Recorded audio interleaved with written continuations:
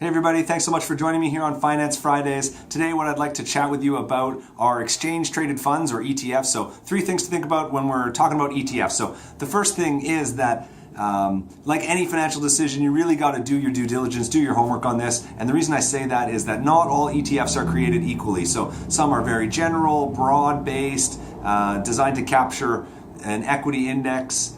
Some are very narrow, using leverage and other sort of unique and exotic trading strategies. So be sure that you know what it is that you're buying, because not all ETFs are created equally. So the second thing is that for those broad-based ETFs designed to capture the performance of an index, we are very much getting the index as it exists. And that brings a couple of things to light. The first is that we may have a disproportionate amount of our wealth concentrated in a few companies. So if we're looking at the S&P 500 in the United States, about 30% of the value of the index is in the top 10 companies. Now, at the bottom end, it takes about 350 companies to make up the bottom 30% of the value. So if I put $100 into this ETF, about 30 of my dollars are concentrated across 10 companies. So we really do get the index. The other thing is that we're not looking at price of those companies at all. We're just allocating out our capital across that index in its proportions.